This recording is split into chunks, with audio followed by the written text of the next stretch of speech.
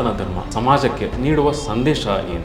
ಆನಂದವನ್ನು ಅನುಭವಿಸೋದಕ್ಕಾಗಿಯೇ ಜೀವಿಗಳು ಹುಟ್ಟಿಕೊಂಡಿದ್ದು ಅಂತ ಹೇಳುತ್ತೆ. ಪ್ರತಿಯೊಂದನ್ನು ಅಭ್ಯಾಸ ಮಾಡ್ತಾರೆ, ಪೂಜೆ ಪುನಸ್ಕಾರ ಇದೆಲ್ಲದನ್ನು ಮಾಡ್ತಾರೆ. ಇದನ್ನು ಹೊರತಾಗಿ ಏನಾದರೂ ಇದೆಯಾ?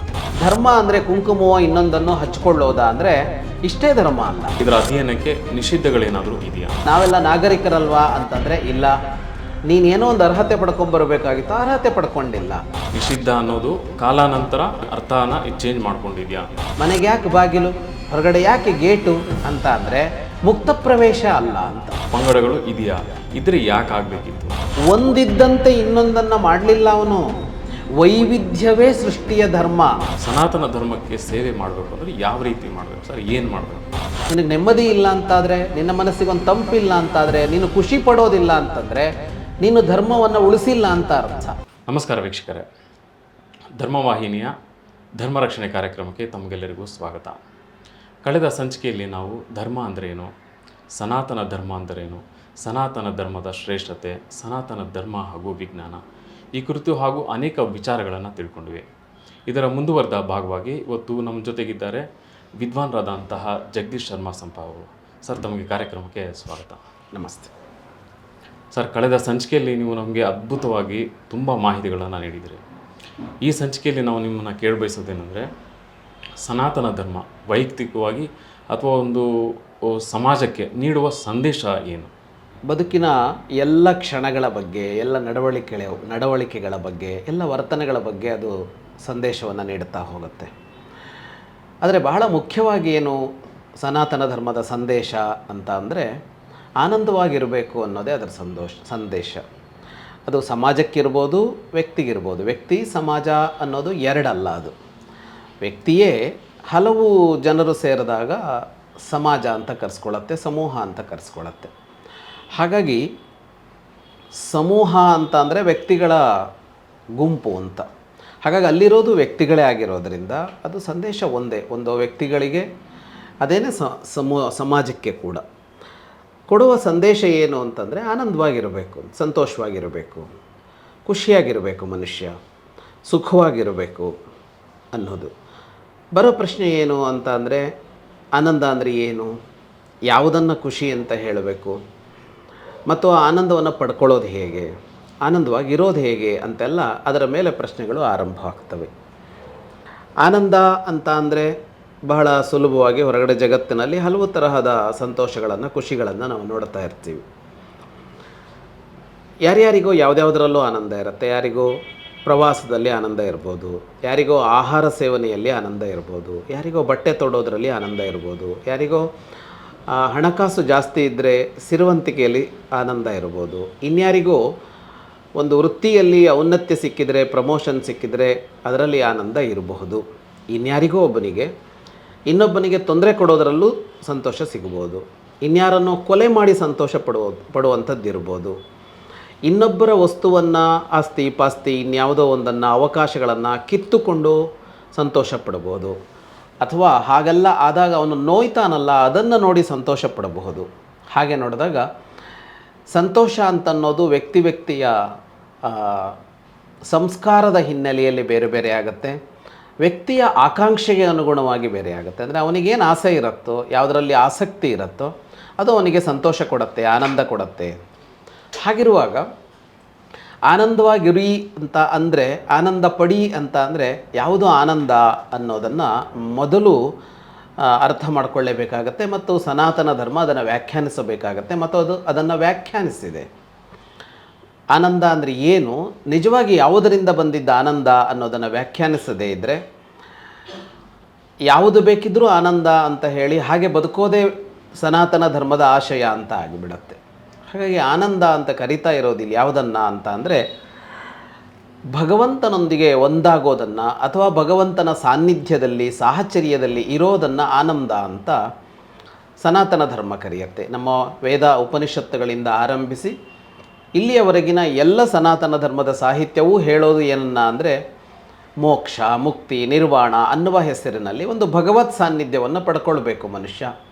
ಯಾಕೆ ಅಂತ ಕೇಳಿದರೆ, ಅದರಲ್ಲಿ ಆನಂದ ಇದೆ.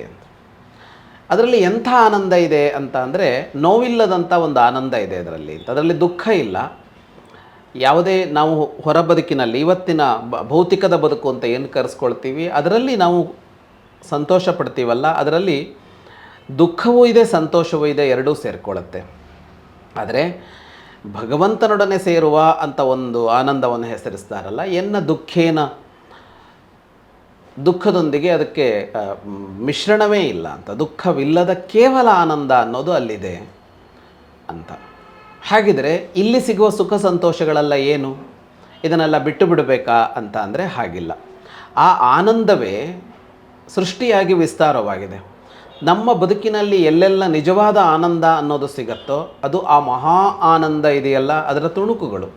ಆ ಆನಂದವನ್ನು ದೊಡ್ಡ ಸಾಗರ ಅಂತ ಕರೆದ್ರೆ, ದೊಡ್ಡ ಜಲಧಿ ಅಂತ ಕರೆದ್ರೆ, ಅದರ ಬಿಂದುಗಳು ನಮ್ಮ ಬದುಕಿನಲ್ಲಿ ಸಿಗುವ ಎಲ್ಲ ಆನಂದಗಳು ಆಗಿರುತ್ತವೆ. ಹಾಗಾಗಿ ಇಲ್ಲಿ ಸಿಗುವ ಸಣ್ಣ ಸಣ್ಣ ಆನಂದಗಳು ಕೂಡ ಅದು ಭಗವಂತನ ತನವೇ ಆಗಿರುತ್ತೆ, ಪರಮಾತ್ಮನ ತನವೇ ಆಗಿರುತ್ತೆ ಅಂತಾದಾಗ ಇಲ್ಲಿ ಆನಂದಗಳನ್ನು ಕೂಡ ಅನುಭವಿಸಬೇಕು.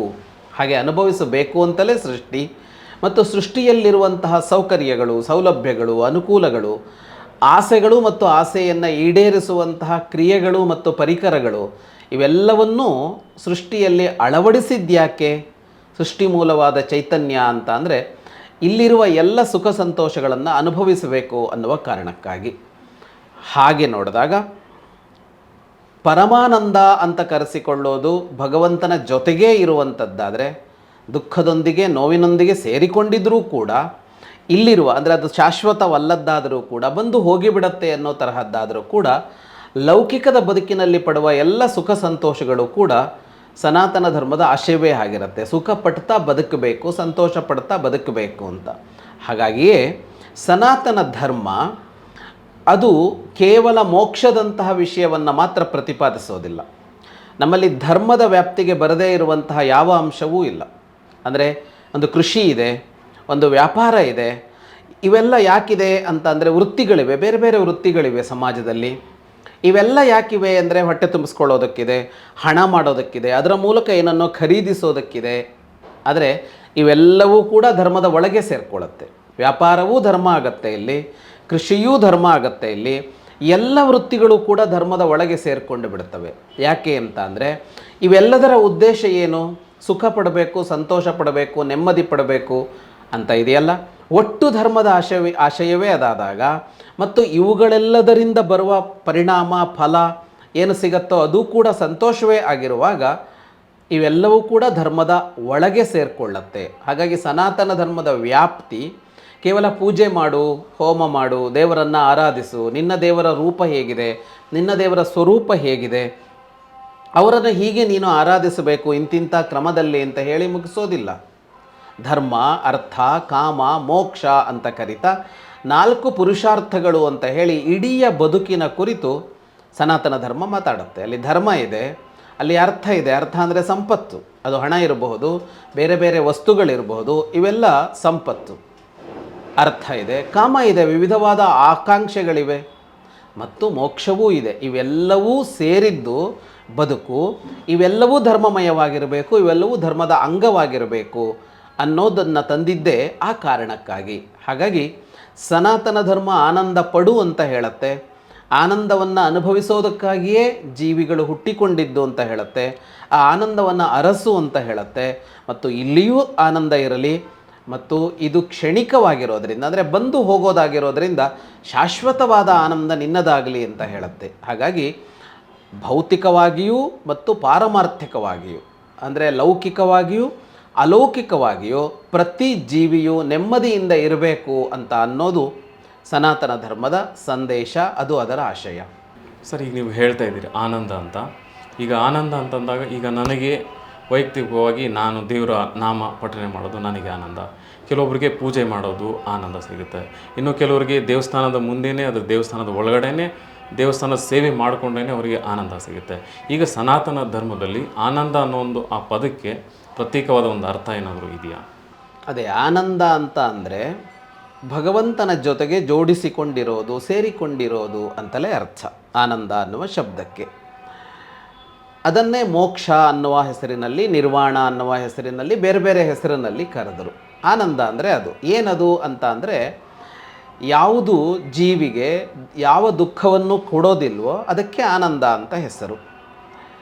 ಹಾಗಾಗಿ ಧರ್ಮ ವ್ಯಾಖ್ಯಾನ ಕೊಡೋದು ಆನಂದ ಅನ್ನೋದಕ್ಕೆ ಏನನ್ನ ಅಂದರೆ ಭಗವಂತ ಅಂತಲೇ ಕೊಡೋದು.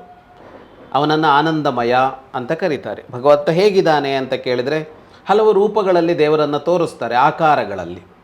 ಶಿವ, ವಿಷ್ಣು, ಗಣೇಶ, ದೇವಿ, ಹೀಗೆ ಅಸಂಖ್ಯವಾದ ಆಕಾರಗಳನ್ನು ದೇವರಿಗೆ ತೋರಿಸ್ತಾರೆ. ಆದರೆ ಮೂಲಭೂತವಾಗಿ ದೇವರು ಹೇಗಿದ್ದಾನೆ ಅಂದರೆ ಅವನು ಒಂದು ಬೆಳಕಿನ ಸಮುದ್ರದಂತೆ ಇದ್ದಾನೆ, ಅವನು ಆನಂದಮಯವಾಗಿದ್ದಾನೆ ಅಂತ ಕರೀತಾರೆ. ಭಗವಂತ ಇರೋದೇ ಆನಂದಮಯವಾಗಿ. ಆನಂದಮಯವಾಗಿ ಅಂದರೆ ಏನು ಅಂದರೆ ಅವನ ಸ್ವರೂಪವೇ ಆನಂದ ಅಂತ. ಅದಕ್ಕೊಂದು ಆಕೃತಿ ಇಲ್ಲ, ಅದಕ್ಕೊಂದು ಆಕಾರ ಇಲ್ಲ. ಮತ್ತೇನು ಅಂತ ಅಂದರೆ ಸಂಪೂರ್ಣವಾಗಿ ಅದು ಆನಂದ ಅಂತ. ಹಾಗಂದ್ರೆ ಏನು ಅರ್ಥ ಆಗೋದಿಲ್ಲ ನಮಗೆ. ಸಕ್ಕರೆ ಅಂದರೆ ಏನು ಅಂತ ಕೇಳ್ತೀವಲ್ಲ, ಸಕ್ಕರೆ ಅಂದರೆ ಸಿಹಿ ಅಂತ ಹೇಳಬೇಕಾಗತ್ತೆ ಉತ್ತರ. ಅಂದರೆ ಆ ಪದಾರ್ಥದ ಎಲ್ಲ ಕಡೆಯಲ್ಲೂ ಇರೋದು ಏನು ಅಂತ ಕೇಳಿದರೆ ಸಿಹಿ ಇದೆ. ಹಾಗೆ ಸಿಹಿ ಅನ್ನೋದಿದೆಯಲ್ಲ, ಅದೇ ಸಕ್ಕರೆಯ ಸ್ವರೂಪ, ಸಿಹಿಯೇ ಬೆಲ್ಲದ ಸ್ವರೂಪ ಅಂತ ಹೇಳಿದ ಹಾಗೆ ಭಗವಂತನ ಸ್ವರೂಪ ಯಾವುದು ಅಂದರೆ ಭಗವಂತನ ಸ್ವರೂಪ ಆನಂದ ಅಂತ. ಹಾಗಾಗಿ ಸನಾತನ ಧರ್ಮದ ಪ್ರಕಾರ ಆನಂದದ ವ್ಯಾಖ್ಯಾನ ಏನು ಅಂತ ಕೇಳಿದರೆ ಭಗವಂತ ಅನ್ನೋದೇ ಅದರ ವ್ಯಾಖ್ಯಾನ. ಭಗವಂತ ಹೇಗಿದಾನೋ ಅದೇ ಆನಂದ ಅಂತ. ಆ ಆನಂದದ ತುಣುಕುಗಳು ಸೃಷ್ಟಿಯಲ್ಲೆಲ್ಲ ವಿಸ್ತಾರ ಆಗಿರುತ್ತೆ. ಯಾಕೆ ವಿಸ್ತಾರ ಆಗಿರುತ್ತೆ ಅಂದರೆ ಇಡೀ ಸೃಷ್ಟಿಯನ್ನು ಸನಾತನ ಧರ್ಮ ಭಗವಂತನದ್ದೇ ವಿಸ್ತಾರ ಅನ್ನೋ ತರಹದಲ್ಲಿ ವ್ಯಾಖ್ಯಾನಿಸುತ್ತೆ. ಬೇರೆ ಬೇರೆ ದರ್ಶನಗಳಲ್ಲಿ ಸ್ವಲ್ಪ ವ್ಯತ್ಯಾಸದ ಮಾತುಗಳಿವೆ. ಆದರೆ ಈ ಸೃಷ್ಟಿಯೆಲ್ಲ ಇದೆಯಲ್ಲ, ಇದರ ಎಲ್ಲದರ ಹೊರಗುಗಳಲ್ಲಿ ಅವನಿದ್ದಾನೆ ಮತ್ತು ಇವೆಲ್ಲವೂ ಅವನೇ ಆಗಿದ್ದಾನೆ ಅನ್ನುವ ಮಾತುಗಳನ್ನು ಬೇರೆ ಬೇರೆ ದರ್ಶನಗಳು ಬೇರೆ ಬೇರೆ ಭಾಷೆಗಳಲ್ಲಿ ಹೇಳುತ್ತವೆ. ಅದರ ಅರ್ಥ ಏನು? ಈ ಸೃಷ್ಟಿಯಲ್ಲಿ ಎಲ್ಲೆಲ್ಲಿ ಸಂತೋಷ ಸಿಗತ್ತೋ, ಯೋಗ್ಯವಾದ ಸಂತೋಷ, ನಾವು ಇನ್ನೊಂದು ಪ್ರಶ್ನೆಗೆ ಉತ್ತರಿಸುವಾಗ ಮಾತನಾಡಿಕೊಂಡ್ವಲ್ಲ, ಯಾರಿಗೋ ಒಬ್ಬನಿಗೆ ಇನ್ಯಾರನ್ನೋ ನೋಯಿಸಿ ಬರುವಂಥ ಸಂತೋಷ ಇದೆಯಲ್ಲ, ಅದು ಸಂತೋಷ ಅಲ್ಲ. ಆದರೆ ಯಾವುದು ಹಾಗಲ್ಲವೋ, ಇನ್ನೊಬ್ಬರಿಗೂ ಖುಷಿ ಕೊಟ್ಟು ತಾನೂ ಖುಷಿ ಪಡುವಂಥದ್ದಿರತ್ತೋ ಅವೆಲ್ಲವೂ ಕೂಡ ಭಗವಂತನ ಅಂಶವೇ ಆಗಿರೋದ್ರಿಂದಾಗಿ ಇವೆಲ್ಲವೂ ಭಗವಂತ ಅಂತ ಕರೆಸಿಕೊಳ್ಳುತ್ತೆ. ಹಾಗಾಗಿ ಇದು ಆನಂದ ಅಂತ ಕರೆಸಿಕೊಳ್ಳುತ್ತೆ. ಹಾಗಾಗಿ ಸನಾತನ ಧರ್ಮದಲ್ಲಿ ಆನಂದ ಅನ್ನೋದಕ್ಕೆ ಇರುವ ಅರ್ಥ ಏನು ಅಂದರೆ ಸೃಷ್ಟಿ ಮೂಲವಾದ ಚೈತನ್ಯ, ಸೃಷ್ಟಿಯ ಅಂತರಂಗ ಬಹಿರಂಗಗಳಲ್ಲೆಲ್ಲ ವ್ಯಾಪಿಸಿಕೊಂಡಿರುವ ಚೈತನ್ಯ ಇದೆಯಲ್ಲ, ನಾವು ಬೇರೆ ಬೇರೆ ಹೆಸರಲ್ಲಿ ಕರಿತೀವಲ್ಲ, ಅದೇ ಆನಂದ ಅನ್ನೋದು ಸನಾತನ ಧರ್ಮದ ವ್ಯಾಖ್ಯಾನ. ಸನಾತನ ಧರ್ಮದಲ್ಲಿ ನಾವು ಈಗ ಸಾಮಾನ್ಯ ಒಬ್ಬ ವ್ಯಕ್ತಿ ಜೀವನದಲ್ಲಿ ನಾವು ನೋಡ್ತೀವಿ, ಅವರು ವೇದ ಅಭ್ಯಾಸ ಮಾಡ್ತಾರೆ, ಪುರಾಣಗಳನ್ನ ಅಭ್ಯಾಸ ಮಾಡ್ತಾರೆ, ಆಮೇಲೆ ಶ್ಲೋಕಗಳಾಗಿರ್ಬೋದು ಪ್ರತಿಯೊಂದನ್ನು ಅಭ್ಯಾಸ ಮಾಡ್ತಾರೆ, ಪೂಜೆ ಪುನಸ್ಕಾರ ಇದೆಲ್ಲದನ್ನು ಮಾಡ್ತಾರೆ. ಸೊ ಈಗ ಸನಾತನ ಧರ್ಮ ಅಂದರೆ ಇದೆಲ್ಲವನ್ನು ಇಷ್ಟು ಮಾತ್ರ ಸನಾತನ ಧರ್ಮನ, ಅಥವಾ ಇದನ್ನು ಬಿಟ್ಟು ಇದನ್ನು ಹೊರತಾಗಿ ಏನಾದರೂ ಇದೆಯಾ? ಅಂದರೆ ಇವೆಲ್ಲ ಸನಾತನ ಧರ್ಮದ ಸಾಹಿತ್ಯಗಳು. ಧರ್ಮ ತನ್ನನ್ನು ವ್ಯಾಖ್ಯಾನಿಸೋದಕ್ಕೆ ಭಾಷೆಯನ್ನು ಬಳಸ್ತು. ಭಾಷೆಯನ್ನು ಅಂದರೆ ಏನು? ಶಬ್ದಗಳ ಮೂಲಕವಾಗಿ, ವಾಕ್ಯಗಳ ಮೂಲಕವಾಗಿ ಅದು ಒಟ್ಟು ಧರ್ಮದ ಸ್ವರೂಪವನ್ನು ವ್ಯಾಖ್ಯಾನಿಸ್ತಾ ಹೋಯಿತು. ಧರ್ಮದ ಮೂಲ ಯಾವುದು, ಧರ್ಮದ ಅಂತ್ಯ ಯಾವುದು, ಧರ್ಮದ ಮುಕ್ತಾಯ ಯಾವುದು, ಇಲ್ಲಿ ಏನಾಗಬೇಕಾಗಿದೆ, ಈ ಸೃಷ್ಟಿ ಏನು, ಈ ಸೃಷ್ಟಿ ಯಾಕಾಯಿತು, ಸೃಷ್ಟಿ ಮಾಡಿದ್ಯಾರು ಅಂತ ಸಮಗ್ರ ಬ್ರಹ್ಮಾಂಡವನ್ನು, ಬ್ರಹ್ಮಾಂಡದ ಹಿಂದಿರುವಂತಹ ಚೈತನ್ಯವನ್ನು ಅದು ವ್ಯಾಖ್ಯಾನಿಸ್ತಾ ಹೋದಾಗ ವೇದಗಳು, ಪುರಾಣಗಳು ಇಂಥವೆಲ್ಲ ಹುಟ್ಟಿಕೊಳ್ತವೆ. ಹೀಗೆ ಹುಟ್ಟಿಕೊಳ್ಳುವಾಗ ಇವುಗಳು ಧರ್ಮವಾ ಅಂತ ಅಂದರೆ, ಇವುಗಳು ಧರ್ಮ ಅಂದರೆ ಏನು ಅಂತ ಹೇಳುವಂಥವುಗಳು ಅಂತ ಅರ್ಥ.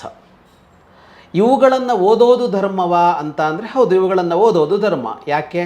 ಧರ್ಮ ಯಾವುದು ಅಂತ ಗೊತ್ತಾಗತ್ತೆ, ಭಗವಂತನ ಸ್ವರೂಪ ಗೊತ್ತಾಗತ್ತೆ, ಪರಮಾತ್ಮನ ಸ್ವರೂಪ ಗೊತ್ತಾಗತ್ತೆ, ನಾವು ಹೇಗೆ ಬದುಕಬೇಕು ಅನ್ನೋದನ್ನು ಈ ಕೃತಿಗಳೆಲ್ಲ ಹೇಳ್ತವೆ. ಹಾಗಾಗಿ ನಾವು ಬದುಕುತ್ತೀವಲ್ಲ, ಇದಕ್ಕೆ ಪೂರಕವಾಗಿ ಬೇಕಾದದ್ದನ್ನೆಲ್ಲ ಹೇಳುವಂತಹ ಈ ಕೃತಿಗಳು, ಈ ಕೃತಿಗಳ ಅಧ್ಯಯನ, ಅದರ ಅನುಸಂಧಾನ, ಅದರ ಅವಗಾಹನೆ ಇವೆಲ್ಲವೂ ಕೂಡ ಧರ್ಮಾಚರಣೆ ಅಂತಲೇ ಕರೆಸಿಕೊಳ್ಳುತ್ತೆ.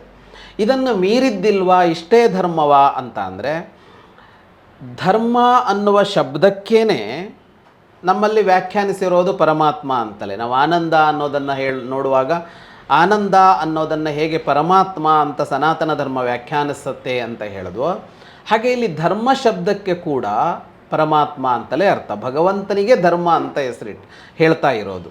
ನಾವೇನು ಹೊರಗಡೆಯಲ್ಲಿ ಆಚರಣೆಗಳನ್ನು ಮಾಡ್ತೇವೆ, ಕ್ರಿಯೆಗಳಿರ್ತವೆ, ಪೂಜೆ ಪುನಸ್ಕಾರ ಉಪಾಸನೆಗಳಿರುತ್ತವೆ, ಅದಕ್ಕೊಂದು ವಿಧಾನ ಇರುತ್ತೆ. ಇವುಗಳನ್ನು ಧರ್ಮ ಅನ್ನೋ ತರಹದಲ್ಲಿ ಇವತ್ತು ವ್ಯಾಖ್ಯಾನಿಸ್ತಾ ಇದ್ದೀವಲ್ಲ, ಅದು ಆಂಶಿಕವಾದದ್ದು. ಅದು ಧರ್ಮ ಅಲ್ಲ ಅಂತಲ್ಲ, ಅದು ಆಂಶಿಕವಾದದ್ದು. ಆದರೆ ನಿಜವಾಗಿಯೂ ಧರ್ಮ ಅನ್ನುವ ಶಬ್ದ ಬಳಕೆಯಾಗಿದ್ದು ಎಲ್ಲಿಗೆ ಅಂದರೆ ಅದು ಪರಮಾತ್ಮನಿಗೆ. ಹಾಗಾಗಿಯೇ ಇದನ್ನು ಸನಾತನ ಧರ್ಮ ಅಂತ ಕರಿತಾ ಇರೋದು. ಸನಾತನ ಅಂದರೆ ಏನು? ಯಾವುದು ಹಿಂದೂ ಇತ್ತೋ, ಯಾವುದು ಇಂದೂ ಇದೆಯೋ, ಯಾವುದು ಮುಂದೂ ಇರಲಿಕ್ಕಿದೆಯೋ ಅದಕ್ಕೆ ಸನಾತನ ಅಂತ ಹೆಸರು. ಅಂದರೆ ಯಾವತ್ತೂ ಇದೆ ಅಂತ ಇದು, ಯಾವತ್ತೂ ಎಂದೆಂದೂ ಇರುತ್ತೆ, ಇದು ಇತ್ತು, ಇದೆ, ಇರುತ್ತದೆ ಅನ್ನೋದು ಸನಾತನ ಅಂತ. ಅದು ಯಾವುದು ಆಗಿದ್ದರೆ? ನಾವು ಮಾಡುವ ಆಚರಣೆಗಳೆಲ್ಲ ಯಾವತ್ತೂ ಇದೆ ಅಂದರೆ ಅರ್ಥ ಏನು? ಆ ಆಚರಣೆ ಈಗ ಮಾಡಿದ್ದೀವಿ, ಇದಕ್ಕಿಂತ ಮೊದಲು ಮಾಡಿರಲಿಲ್ಲ, ಇದಾದ ಮೇಲೆ ಮಾಡೋದಿಲ್ಲ, ನೆನ್ನೆ ಮಾಡಿರಲಿಲ್ಲ, ನಾಳೆ ಮಾಡೋಲ್ಲ. ಹಾಗಿದ್ರೆ ಇದೇ ಆಚರಣೆಗಳೇ ಧರ್ಮ ಆದರೆ ಇದು ಸನಾತನ ಆಗೋದು ಹೇಗೆ?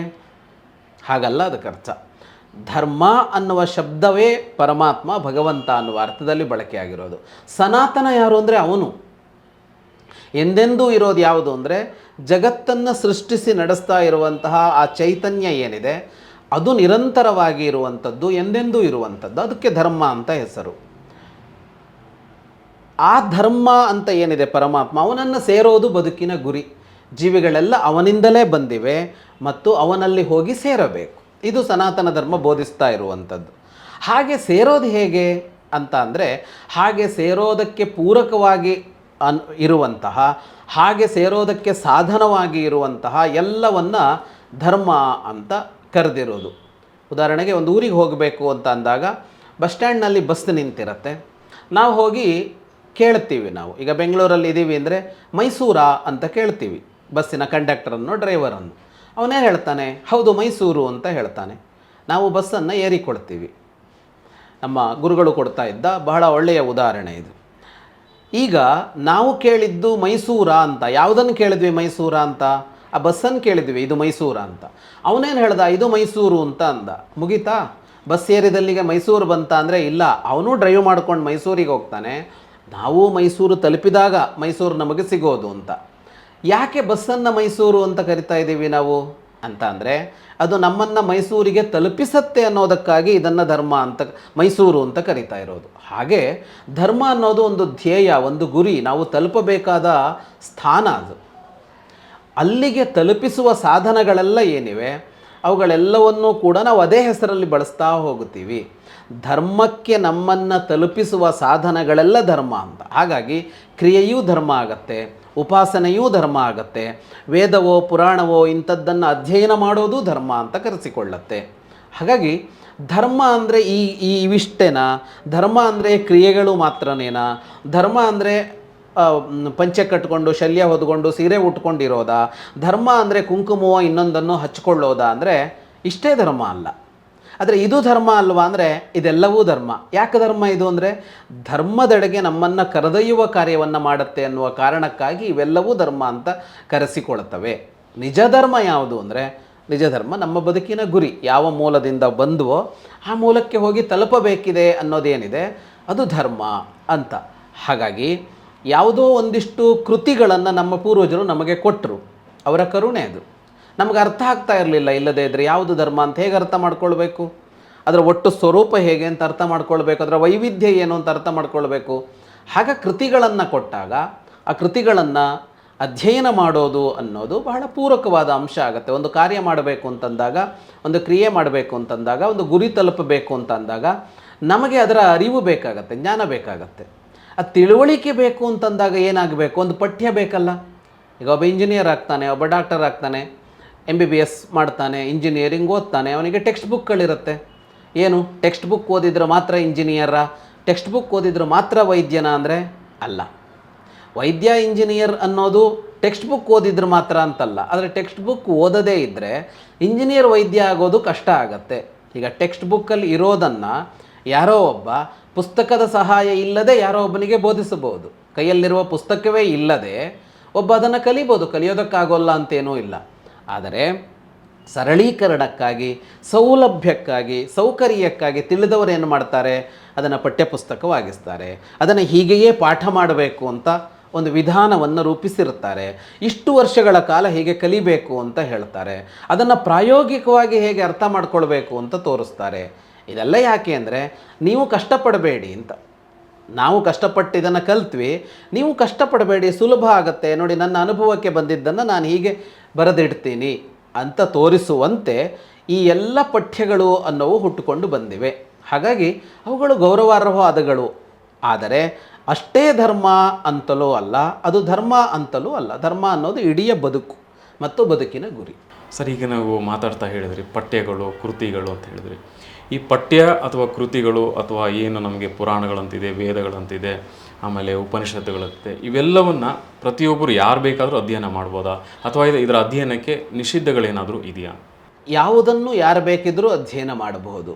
ಆದರೆ ಅಧ್ಯಯನ ಮಾಡಬಹುದು ಅಂತ ಹೇಳುವಂತಹ ಮಾತೆ ವಿಧಿ ನಿಷೇಧ ಎರಡನ್ನು ಕಟ್ಟಿಕೊಡುತ್ತವೆ. ವಿಧಿ ನಿಷೇಧ ಅಂದರೆ ಹೀಗೆ ಮಾಡಬೇಕು, ಹೀಗೆ ಮಾಡಬಾರದು ಎರಡನ್ನು ಹೇಳ್ತಾ ಹೋಗುತ್ತವೆ.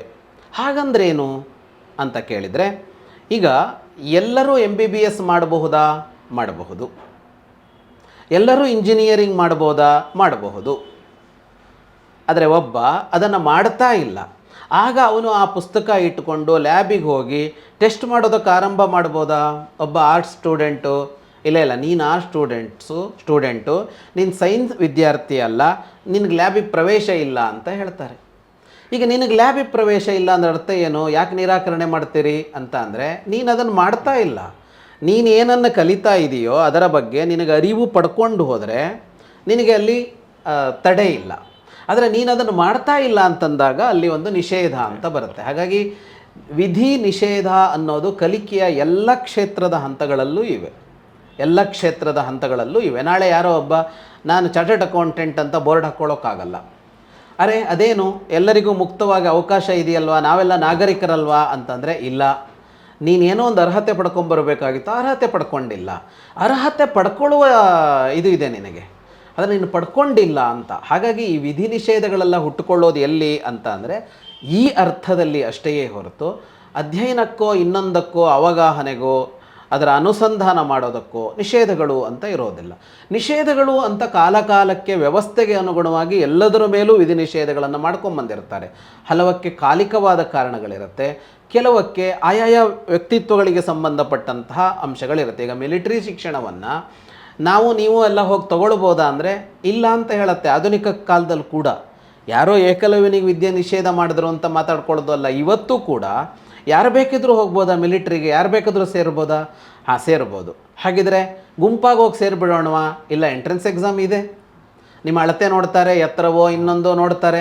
ಅದಿಲ್ಲ ಅಂದರೆ ನಿನಗೆ ಮಿಲಿಟರಿ ನೀನು ಸೇರಬಾರದು ಅಂತ ಹೇಳ್ತಾರೆ. ಅದರ ಅರ್ಥ ಹಕ್ಕಿನ ನಿರಾಕರಣೆ ಅಲ್ಲ, ಆ ಕಾರ್ಯಕ್ಕೆ ಒಂದು ಅರ್ಹತೆ ಯೋಗ್ಯತೆ ಅನ್ನೋದನ್ನು ನೀನು ಸಂಪಾದಿಸಿಕೊಳ್ಳಬೇಕು ಅಂತ ಅಷ್ಟೇ ಅರ್ಥ. ಈಗ ಎಲ್ಲರೂ PUCಗೆ ಸೇರ್ಬೋದಾ? ಎಲ್ಲರೂ ಇಂಜಿನಿಯರಿಂಗ್ ಮಾಡ್ಬೋದಾ? ಎಲ್ಲರೂ MBBS ಮಾಡ್ಬೋದಾ? ಖಂಡಿತ ಮಾಡ್ಬೋದು.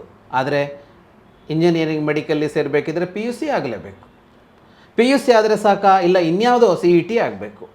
ಆ ಎಕ್ಸಾಮ್ ಮಾಡಿದರೆ ಸಾಕಾ? ಇಲ್ಲ ಇಷ್ಟು ಅಂಕ ಬರಬೇಕು, ಇಷ್ಟು ಪರ್ಸೆಂಟೇಜ್ ಬರಬೇಕು ಅಂತ ಹಾಕ್ಕೊಂಡಿರ್ತೀವಿ. ಯಾಕೆ ಅಂದರೆ ವ್ಯಕ್ತಿಯಲ್ಲಿ ಯಾವುದೇ ಒಂದನ್ನು ತನ್ನದಾಗಿಸಿಕೊಳ್ಳುವಾಗ ಅವನಿಗೊಂದು ಅರ್ಹತೆ ಯೋಗ್ಯತೆಗಳಿದ್ದರೆ ಮಾತ್ರ ಆ ಕೆಲಸ ಆಗತ್ತೆ ಅಂತ. ಈ ಅರ್ಥದಲ್ಲಿ ಎಲ್ಲ ವಿಷಯಗಳಿಗೂ ವಿಧಿ ನಿಷೇಧಗಳನ್ನು ಮನುಷ್ಯ ಯಾವತ್ತೂ ಹಾಕಿಕೊಡ್ತಾನೆ. ಇವತ್ತು ಬಹಳ ಮುಕ್ತ ಅಂತ ನಾನು ನಾಳೆ ಬೆಳಗ್ಗೆ ಹೋಗಿ ಯಾರೋ ಒಬ್ಬ ಹೋಗಿ ಇಂಜಿನಿಯರಿಂಗ್ ಸೇರೋಕ್ಕಾಗಲ್ಲ. ಅವ್ನು ಸೈನ್ಸ್ ಸ್ಟೂಡೆಂಟೇ ಆಗಿರಬೇಕು, ಅವ್ನು PUC ಮುಗಿಸಿರಬೇಕು, PUC ಪಾಸಾಗಿರಬೇಕು, ಅದಕ್ಕಿರುವ ಇನ್ಯಾವುದೋ JEನೋ ಇನ್ನೇನೋ ಎಕ್ಸಾಮ್ಗಳಿರುತ್ತೆ ಅದನ್ನು ಪಾಸ್ ಮಾಡಿರಬೇಕು ಅಂತ ಹೇಳ್ಕೊಳ್ತೀವಲ್ಲ. ಹೀಗೆ ಎಲ್ಲದರಲ್ಲೂ ಬದುಕಿನಲ್ಲಿ ಇಂಥ ವಿಧಿ ನಿಷೇಧಗಳನ್ನು ತಂದುಕೊಂಡಿರ್ತಾರೆ. ಹಾಗಾಗಿ ಎಷ್ಟೋ ವಿಧಿ ನಿಷೇಧಗಳನ್ನು ಆ ಅರ್ಥದಲ್ಲಿ ತಂದುಕೊಂಡಿರೋದು ಹೇಳಿರೋದು ಇದೆ. ಯಾವುದೋ ಸಮಯದಲ್ಲಿ ಓದಬಾರ್ದು, ಎಲ್ಲೋ ಓದಬಾರ್ದು, ಓದುವಾಗ ಡ್ರೆಸ್ ಕೋಡ್ ಹೀಗಿರಬೇಕು ಅಂತೆಲ್ಲ ಬಂದಿರುತ್ತೆ. ಈ ಡ್ರೆಸ್ ಕೋಡೆಲ್ಲ ಏನು ಅಂತ ಕೇಳಿದರೆ ಡ್ರೆಸ್ ಕೋಡ್ ಬೇಕು. ನೀವು ಲ್ಯಾಬಿಗೆ ಹೋಗಬೇಕಿದ್ರೆ ಯಾವ ಡ್ರೆಸ್ಸು ಅಂತ ಇದೆ, OTಗೆ ಹೋಗಬೇಕಿದ್ರೆ ಆಪ್ರೇಷನ್ ಥಿಯೇಟ್ರಿಗೆ ಹೋಗುವಾಗ ಏನು ಡ್ರೆಸ್ ಕೋಡು ಅಂತ ಇದೆ, ಪೊಲೀಸ್ ವೃತ್ತಿ ಮಾಡ್ತಾ ಇರುವಾಗ ಏನು ಡ್ರೆಸ್ ಕೋಡು ಅಂತ ಇದೆ, ಮಿಲಿಟ್ರಿಯಲ್ಲಿ ಏನು ಡ್ರೆಸ್ ಕೋಡು ಅಂತ ಇದೆ.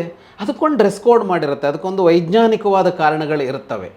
ಹಾಗೆ ಈ ವಿಧಿ ನಿಷೇಧಗಳೆಲ್ಲ ಬಂದಿರೋದೇ ಹೊರತು ಇದು ಯಾರನ್ನೂ ತಡೆಗಟ್ಟೋದಕ್ಕೆ, ಯಾರನ್ನೂ ನಿವಾರಿಸೋದಕ್ಕೆ ಅಂತ ಅಲ್ಲ. ಆದರೆ ಎಲ್ಲರಿಗೂ ಎಲ್ಲದೂ ಸಿಗಬೇಕು. ಈಗ ಒಬ್ಬ ಇಂಜಿನಿಯರ್ ಆಗದೇ ಇದ್ದರೆ ಅವನು ಬದುಕೋಕ್ಕಾಗಲ್ಲ ಅನ್ನೋ ವ್ಯವಸ್ಥೆ ಇಲ್ಲ. ಒಬ್ಬ ಮೆಡಿಕಲ್ ಓದಿಲ್ಲ, ಅವನು ನಾಳೆ ಸತ್ತೋಗ್ಬಿಡ್ಬೇಕು ಅಂತೇನೂ ಇಲ್ಲ. ಎಲ್ಲರಿಗೂ ಬೇಕಾದ ಬದುಕಿದೆ.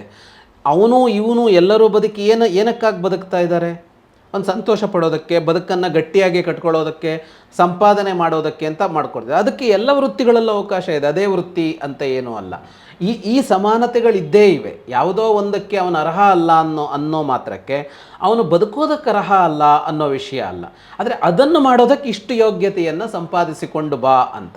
ಅಂದರೆ ಒಟ್ಟು ಗುರಿ ಏನು ಶಿಕ್ಷಣ ವ್ಯವಸ್ಥೆಯಲ್ಲಿ ಅಂದರೆ ಪದವಿ ತಗೊಳ್ಳಿ, ಪದವಿ ಆಧಾರವಾಗಿ ಒಂದು ವೃತ್ತಿ ತಗೊಳ್ಳಿ, ವೃತ್ತಿಯಿಂದಾಗಿ ನಿಮ್ಮ ಬದುಕನ್ನು ಚೆನ್ನಾಗಿ ಕಟ್ಟಿಕೊಳ್ಳಿ ಅಂತ. ಹಾಗೆ ಈ ಎಲ್ಲ ಗ್ರಂಥಗಳಿರಲಿ, ಧರ್ಮದ ಅಡಿಯಲ್ಲಿ ಬರುವ ಬೇರೆ ಬೇರೆ ವಿಧಾನಗಳೋ ಇನ್ನೊಂದೋ ಇರಲಿ, ಇದನ್ನು ಇವನು ಮಾಡಲಿ, ಇದನ್ನು ಈ ಹೊತ್ತಿಗೆ ಮಾಡಲಿ, ಇದನ್ನು ಈ ಸಮಯಕ್ಕೆ ಮಾಡಲಿ, ಇದನ್ನು ಮಾಡೋದಾದರೆ ಹೀಗೇ ಮಾಡಲಿ ಅನ್ನುವ ಎಲ್ಲ ವಿಧಿ ನಿಷೇಧಗಳು ಬರೋದು ಆ ಕ್ರಿಯೆ ಚೆನ್ನಾಗಾಗಬೇಕು ಮತ್ತು ಆ ಕ್ರಿಯೆಗೆ ಫಲ ಚೆನ್ನಾಗಿ ಬರಬೇಕು ಅನ್ನುವ ಕಾರಣಕ್ಕಾಗಿ ಅಷ್ಟೇ ಅಂತ. ಅದು ಬಿಟ್ಟು ಬೇರೆ ತರಹದ ನಿಷೇಧ ಅಲ್ಲ. ಇನ್ನೂ ಒಂದು ಉದಾಹರಣೆ ಮೂಲಕ ಸ್ಪಷ್ಟಪಡಿಸೋದಾದರೆ, ಒಬ್ಬ ಕೃಷಿಕ ಇರ್ತಾನೆ, ಯಾವಾಗ ಬೇಕಾದರೂ ಬೀಜ ಬಿತ್ತಬೋದಾ ಭೂಮಿಗೆ ಅಂದರೆ ಇಲ್ಲ, ಅದಕ್ಕೊಂದು ಸಮಯ ಇದೆ. ಯಾವ ಫಲವನ್ನು ಪಡಿತೇವೋ ಅದಕ್ಕೆ ಸಂಬಂಧಪಟ್ಟ ಬೀಜವನ್ನು ಯಾವಾಗ ಬಿತ್ತಬೇಕು, ಮಳೆಗಿಂತ ಮೊದಲ, ಮಳೆ ಬರ್ತಾ ಇರುವಾಗಲ, ಮಳೆಯ ಅನಂತರ, ಮಳೆಯೇ ಇಲ್ಲದ ಕಾಲದಲ್ಲ ಅಂತ ಇರುತ್ತೆ. ಮತ್ತು ಹೇಗೆ ಬಿತ್ತನೆ ಮಾಡಬೇಕು ಅಂತ ಇರುತ್ತೆ, ಬಿತ್ತನೆ ಮಾಡಿದ್ಮೇಲೆ ಅದನ್ನು ಹೇಗೆ ಬೆಳೆಸಬೇಕು ಅಂತ ಇರುತ್ತೆ. ಇದೆಲ್ಲವನ್ನು ಈ ವಿಧಿ ನಿಷೇಧಗಳು ಸೇರಿಕೊಳ್ಳುತ್ತೆ. ಇದನ್ನು ಮಾಡು, ಇದನ್ನು ಮಾಡಬೇಡ, ಇದನ್ನು ಮಾಡು, ಇದನ್ನು ಮಾಡಬೇಡ. ಯಾಕೆ ಬರುತ್ತೆ ಇದೆಲ್ಲ ವಿಧಿ ನಿಷೇಧಗಳು? ಮುಕ್ತವಾಗಿರ್ತೀನಿ ನಾನು ಅಂತಂದರೆ ಚೆನ್ನಾಗಿ ಬೆಳೆ ಬರೋಲ್ಲ ಅಂತ ವಿಧಿ ನಿಷೇಧಗಳು ಬರೋ ಅಂಥದ್ದು.